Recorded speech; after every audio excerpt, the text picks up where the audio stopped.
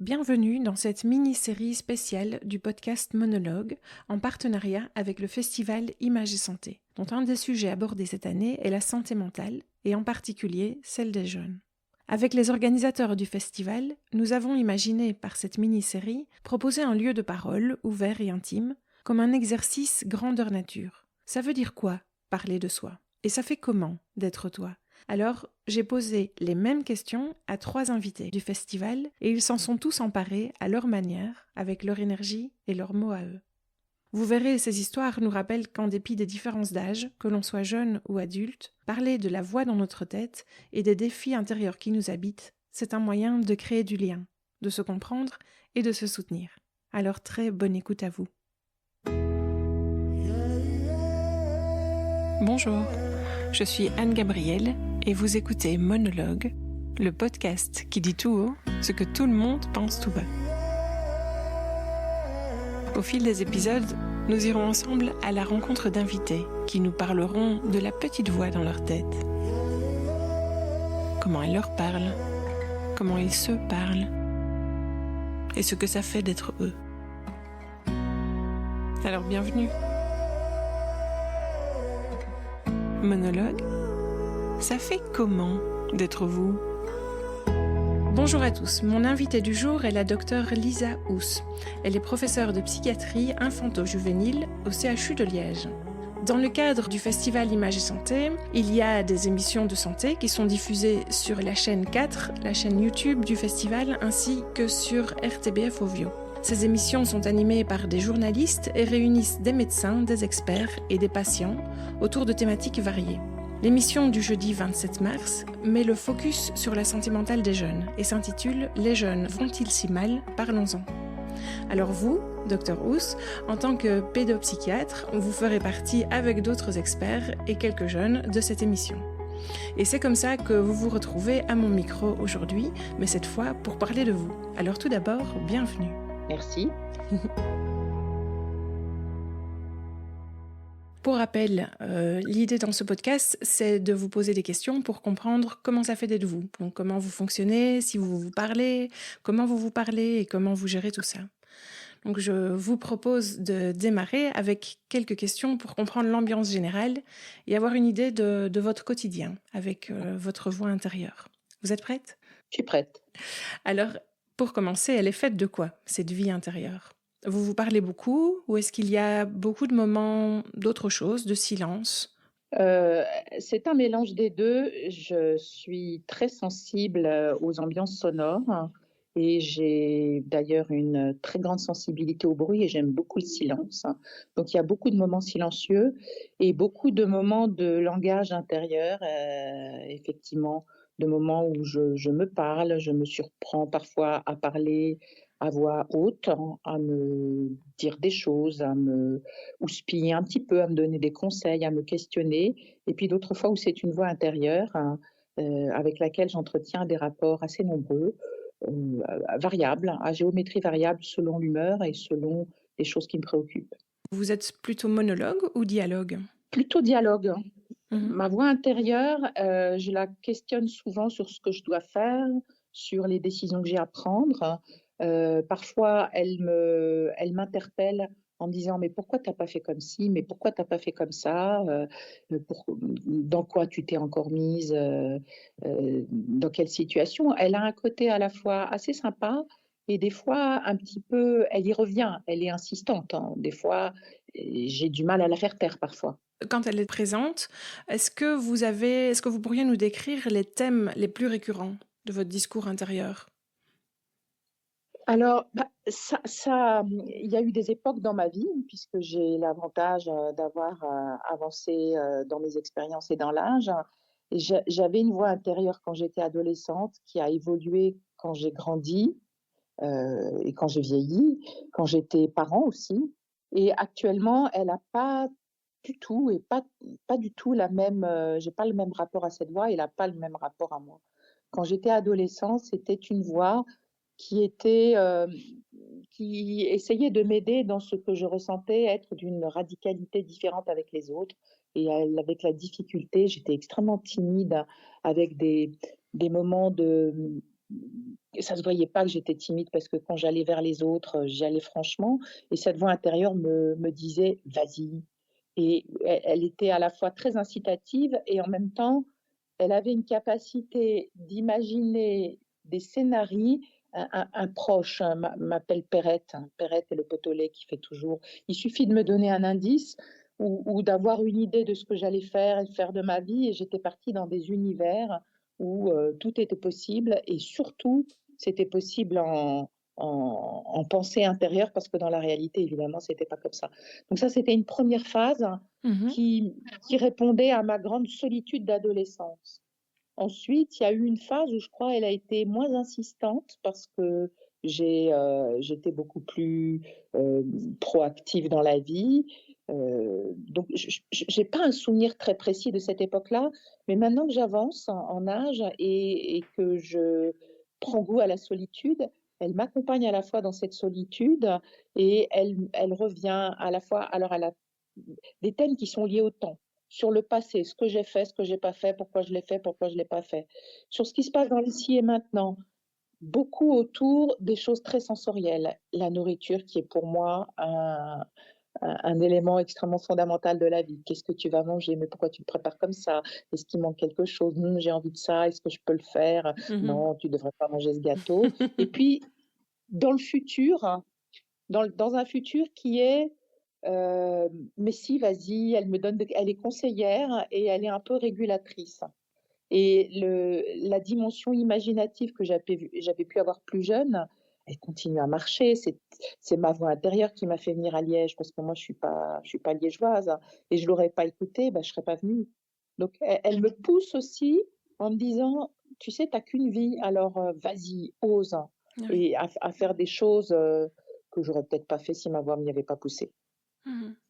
Et donc vous avez cette habitude, depuis toujours, de la suivre, de lui faire confiance? De la suivre, oui, de lui faire confiance, il y a des fois où j'aurais pas dû, et puis il y a des fois où j'aurais dû parce qu'elle est beaucoup plus, téméraire que moi, cette voix intérieure Mmh. et elle, si je l'avais écoutée, peut-être que j'aurais pris plus de risques, des risques que je me reproche parfois de pas avoir pris, entendons-nous, des risques d'exploration, des risques de décision, des risques de vie, mais j'ai tendance à beaucoup l'écouter, à lui obéir, pas toujours, hein. Mais en tout cas, elle met de bons conseils, oui, ça c'est sûr. Et quand elle est sur les moments où, elle est insistante comme vous décriviez tout à l'heure, peut-être, ce qui s'apparente à des ruminations, est-ce que là vous avez des sujets de prédilection pour ruminer? Oui, les ruminations, c'est sur ce que j'ai pas bien fait ou ce que j'aurais dû faire ou c'est beaucoup sur le passé, de revenir sur, et là, elle a un côté extrêmement, elle radote cette voix intérieure et des fois, elle me laisse pas tranquille. Elle a un côté, pas toujours sympathique. Donc c'est beaucoup autour de ruminations sur le passé. Mmh. Vous avez une procédure, qui fonctionne bien pour, arrêter ce genre de rumination? Alors oui, et des fois j'ai des exercices, de pensée où je m'oblige à penser à autre chose. Des fois j'ai recours à des artifices extérieurs, d'aller faire quelque chose ou de revenir à mes besoins physiologiques impérieux intérieurs, d'aller boire un verre, ou manger quelque chose qui me plaît ou faire autre chose, aller marcher. Et puis des fois, bah, je mets de la musique et puis là, elle devient tout d'un coup, beaucoup moins présente. Là, on vient d'explorer un peu les pensées. Est-ce que, en termes, d'émotions, vous pourriez nous décrire ce que vous êtes facilement ces derniers temps? Ces derniers temps, je peux vous décrire comment j'étais avant. Oui, OK. C'est quelque chose que je dis souvent, je suis une femme de colère, hein. J'ai un sentiment de colère très important, très policé, hein, alors que j'ai beaucoup éduqué, mais une colère dans sa partie très dynamique. Je me rebelle, je trouve que c'est pas juste, je trouve que c'est pas normal, je pars très vite, mais pourquoi? Et donc cette colère est quelque chose qui fait partie de ma constitution interne que je dissimule assez bien, pas toujours, hein, des fois je me laisse aller et je suis pas sûre d'avoir absolument compris d'où me venait cette colère et pourquoi, mais autour de l'injustice, de voilà, c'est pas juste et pourquoi? Mmh. Et pourquoi c'est comment? des colères parfois envers moi, et cette colère envers moi, elle était puissante à l'adolescence, hein, d'être trop comme ci, pas assez comme ça. Alors ça, et ce sentiment de colère, il s'est beaucoup atténué, mais il reste dans sa dimension motrice.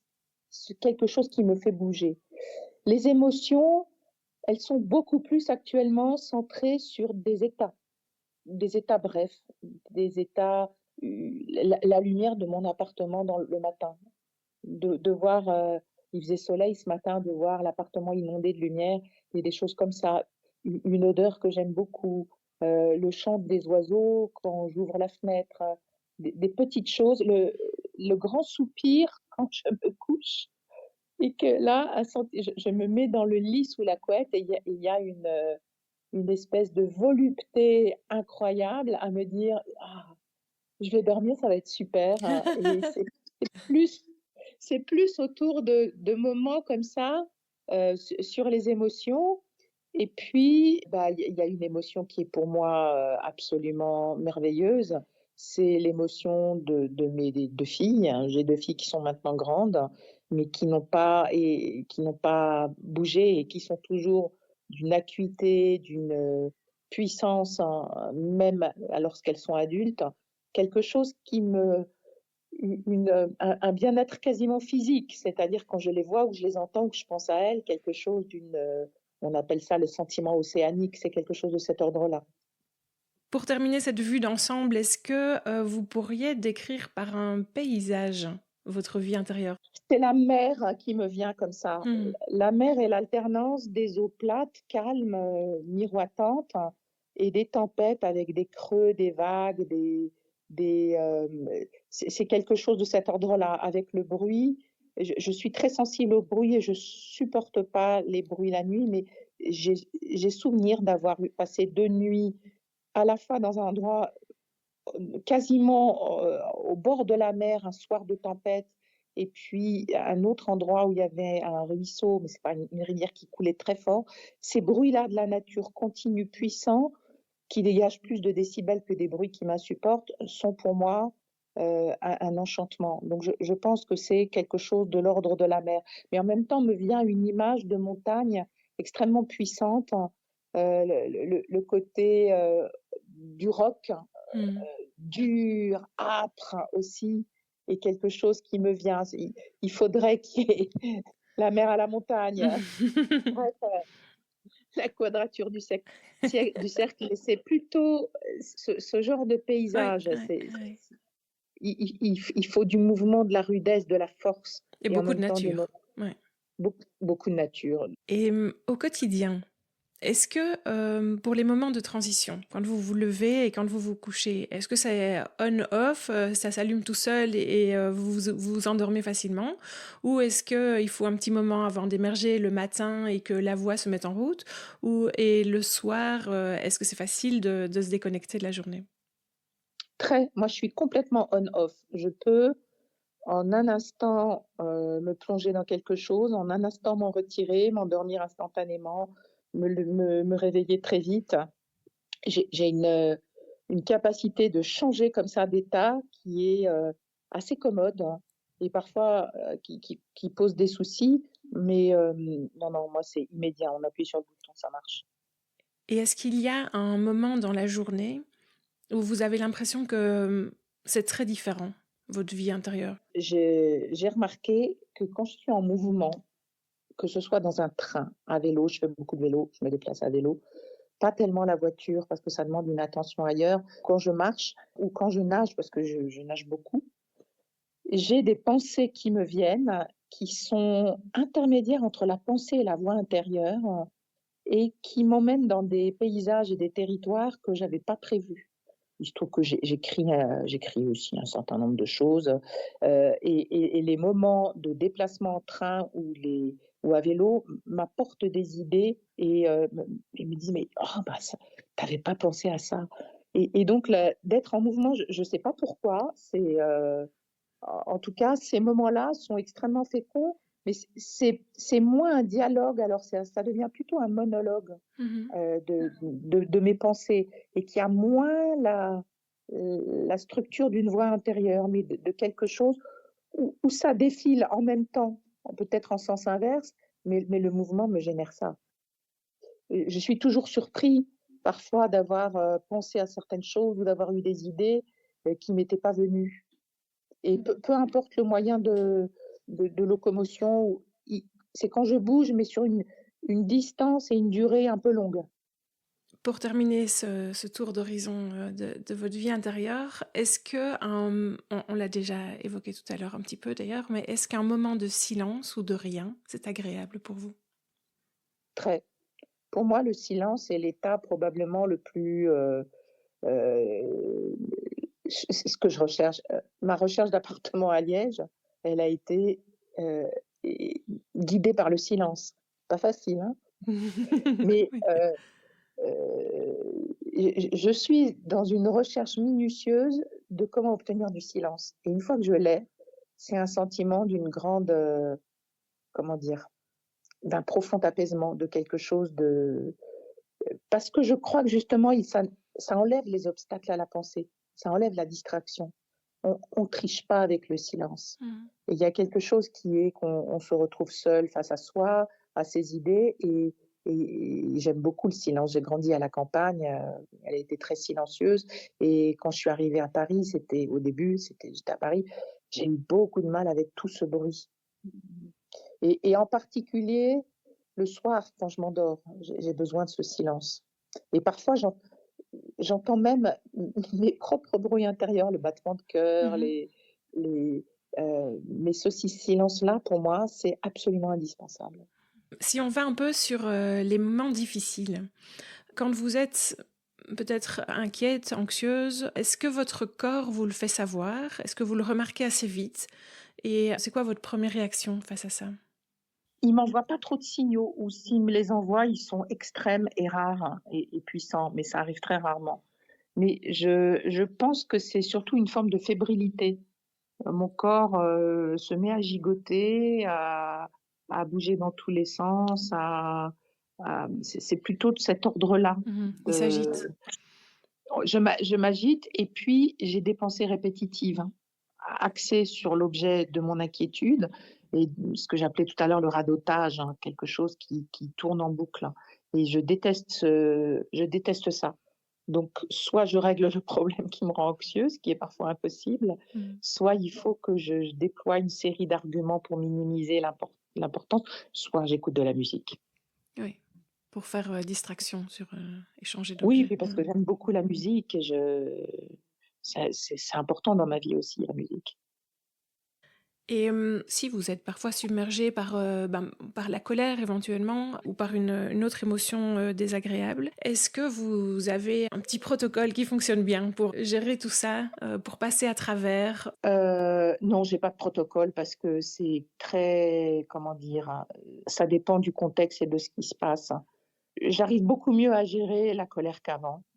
Avant, je pouvais faire des trucs assez étonnants, euh, que je raconterai pas ici, parce qu'il y en a qui sont pas racontables, hein. D'accord. Et jamais des choses graves, évidemment, mais dans ces cas-là, je suis capable de faire des choses en disant: «Oh là, là, j'ai fait ça, ou là, ou Mhm. j'ai dit ça». Mhm. Hem, comment je gère ça? J'ai pas de protocole. J'essaie de me calmer, je m'isole parfois s'il faut, et puis le raisonnement, d'essayer de me dire: «Non, mais là non, là c'est pas possible, là il faut faire», et c'est plutôt ce système-là, mais prendre de la distance au sens physique avec, l'objet de la colère ou l'objet de l'inquiétude, oui. Et est-ce que pour faire face aux défis de la vie, vous avez un modèle, une personne qui vous inspire ou des personnes qui vous inspirent un peu plus? Pas une personne en général, mais celles qui ont osé prendre des risques au regard de ce qu'elles avaient envie de faire. Moi, j'ai eu plein d'envies, plein de trucs, trop, que j'ai pas faites dans ma vie. J'ai fait beaucoup de choses, mais que j'ai pas faites parce que j'ai pas eu le culot, j'ai pas eu le courage, puis parce qu'on m'a reproché à un moment d'être trop culottée ou trop. Donc j'ai baissé un peu mon niveau, mais j'admire beaucoup les gens qui ont osé, et notamment dans le domaine artistique, faire ce qu'elles avaient envie de faire, en s'occupant absolument pas de ce que les autres allaient penser, et en suivant.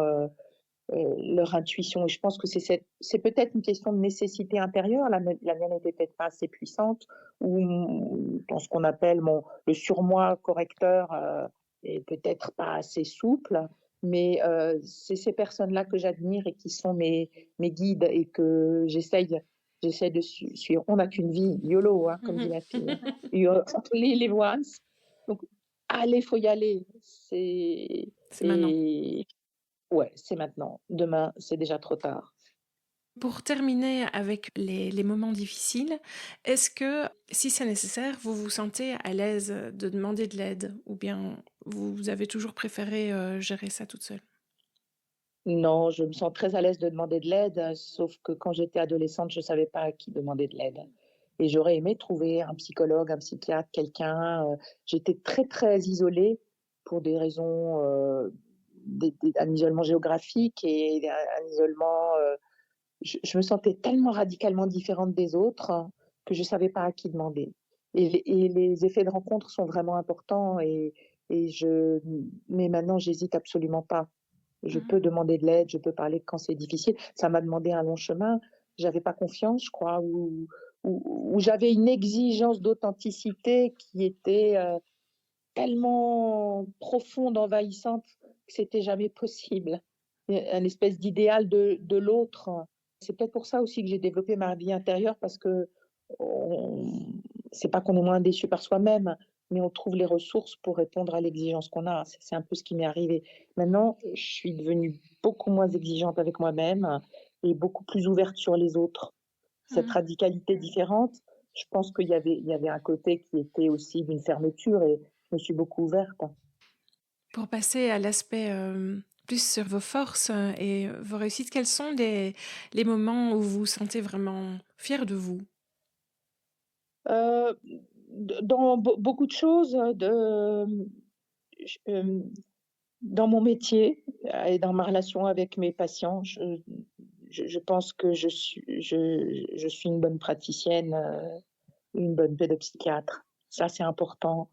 Je pense que la relation que j'ai nouée avec mes filles est quelque chose qui me rend fière d'elles et peut-être fière de nous. Je parle de la relation que j'ai Oui. réussi à tisser.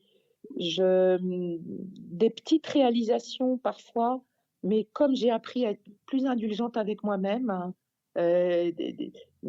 réussir un plat de cuisine, j'adore cuisiner. Il y a beaucoup de petites choses sur lesquelles je me sens fière. Je me sens moins fière sur l'idéal que j'aurais aimé atteindre, mais il y a quelque chose qui s'est produit avec le temps, c'est que je me dis que si j'ai pas fait les choses, c'est que j'étais pas mûre pour les faire. Et ça, c'est quelque chose qui m'a profondément apaisée. C'était pas comme je l'ai pas fait parce que si j'avais pu le faire, je l'aurais fait, je pense. Et donc d'accepter mes propres limites et pourquoi plutôt que d'être dans un idéal que j'ai jamais atteint, me dire ben, ce que j'ai fait, ça c'était bien fait. Bon, j'aurais peut-être aimé faire autre chose autrement, mais si je l'ai pas fait, c'est que je pouvais pas. Et de pouvoir me dire ça m'a apporté une sérénité absolument incroyable. Oui. Et de ça, je suis fière. Oui. Vous pensez que ce serait quoi votre plus grande force? Oh, c'est difficile, hein. La plus grande force. Dans l'adversité, dans les moments difficiles, j'assure. Mhm. Je peux m'effondrer après, mais et ma plus grande force, c'est d'avoir une espèce de constance et de foi dans la vie, qui n'a pas toujours été quand même globalement. Je suis quelqu'un de profondément optimiste. Je suis une pessimiste dans l'instant, je vois tout, je scanne quels sont les défauts, les trucs qui ne marchent pas. Une fois que j'ai scanné, c'est terminé. Je suis profondément optimiste, même dans ce monde qui ne l'est pas beaucoup. Mhm. Alors j'ai encore un petit thème que je voudrais aborder avec vous, c'est la vie intérieure et les autres. D'abord, est-ce que, en dehors de votre travail, est-ce que vous vous interrogez souvent sur la vie intérieure des autres? Ben, c'est mon métier, donc je ne Oui. cesse de faire ça. Et Mhm. je fais partie des psychiatres qui pensent que la vie intérieure est le bien le plus profond qu'on ait. Je dis ça parce que je ne pense pas à des personnes, mais à une orientation de la psychiatrie qui évacue cette question de la vie intérieure. Et il y a d'ailleurs des batailles à dire, mais il faut soigner des maladies, et on est un certain nombre à penser qu'il faut aider les gens à être tranquilles avec leur vie intérieure. et que c'est ça qui est important. Et je pense malheureusement que l'orientation de notre profession fait de moins en moins attention à cette vie intérieure. Mmh. C'est pas quelque chose qui est ce qu'on appelle evidence-based, c'est-à-dire la science ne peut pas trier, classer les vies intérieures, et donc ça échappe à ce qui serait d'une discipline scientifique, et alors que c'est pour moi exactement l'inverse. Il ne s'agit pas de classer, mais il s'agit d'accueillir et de travailler avec ça. On soigne des symptômes, hein, des signes de maladie, des pathologies, mais et d'ailleurs les patients le disent, il y a de plus en plus de témoignages de patients qui disent ma vie intérieure, on ne m'interroge pas beaucoup là-dessus, on n'y fait pas attention. Je ne veux pas du tout stigmatiser, je ne parle pas en termes de personnes, mais l'orientation de la psychiatrie quand même, elle est beaucoup, elle fait parfois l'économie de cette vie intérieure.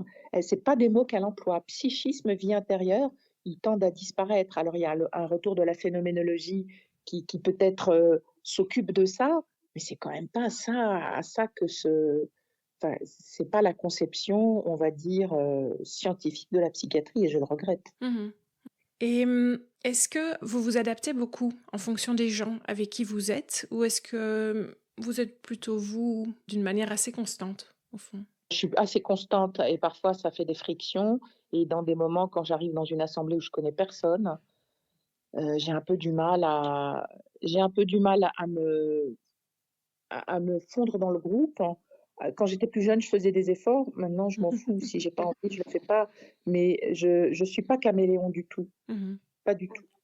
Pour terminer, j'aimerais prendre un petit peu de recul, parce que cette petite voix intérieure nous permet de faire tout un tas de choses dont on vient de parler pendant cette interview. Elle peut aussi réfléchir à elle-même. En fait, elle a aussi cette capacité-là, et de donner du sens ou pas aux choses autour d'elle. Donc j'avais quelques petites questions pour terminer sur ce thème-là. D'abord, pour votre prochaine vie, est-ce que vous choisirez de nouveau humain, ou une fois c'était bien? Oh non, je recommencerai comme humaine. Oui, oui. Oui, je recommencerai, et puis on se dit toujours: «Mais je ferai pas les mêmes erreurs». Mais probablement je ferai les mêmes erreurs. Mm. Mais j'aimerais bien avoir cette vie. J'aimerais bien. D'accord. Mais bon, on n'en a qu'une, pour les auditeurs, je vous assure, on n'a qu'une vie. Ok. Et c'est quoi votre lecture du hasard, de ce qui nous arrive? Est-ce qu'il y a quelque chose qui explique tout ça? Moi, j'ai le sentiment que le véritable hasard n'existe pas. C'est-à-dire, et bon, je me base peut-être sur ce que je connais aussi de mon métier. Dans le développement de l'enfant, on dit beaucoup que même le bébé construit la niche écologique, alors pas au sens d'être un chien, mais l'endroit où il va être le mieux et qui va le mieux correspondre à ce qu'il est. On provoque des hasards, et on ne rencontre pas les hasards, et c'est pas par hasard. Alors évidemment, il y a des hasards très heureux, mais je pense qu'il y a des hasards qu'on note et on est réceptif à certaines choses et pas à d'autres. On peut être aveugle au hasard. Et donc le hasard, ça se construit pas en prévoyant ce qui va se passer, mais en ayant des antennes qui nous permettent d'entendre et de regarder et de percevoir des choses qu'on passerait totalement à côté si on ne faisait pas attention. Donc on a des moments dans la vie où on est plus disponible au hasard, on est plus disponible à certains hasards, et puis on va franchement les provoquer. C'est ça ma conception du hasard. Ouais, ouais. Et si vous deviez changer une seule chose de votre vie intérieure, ce serait quoi? Mais c'est pas une seule qu'il faudrait changer, c'est plein de trucs. Probablement, j'aimerais qu'elle puisse être encore plus audacieuse et me pousser vers l'audace.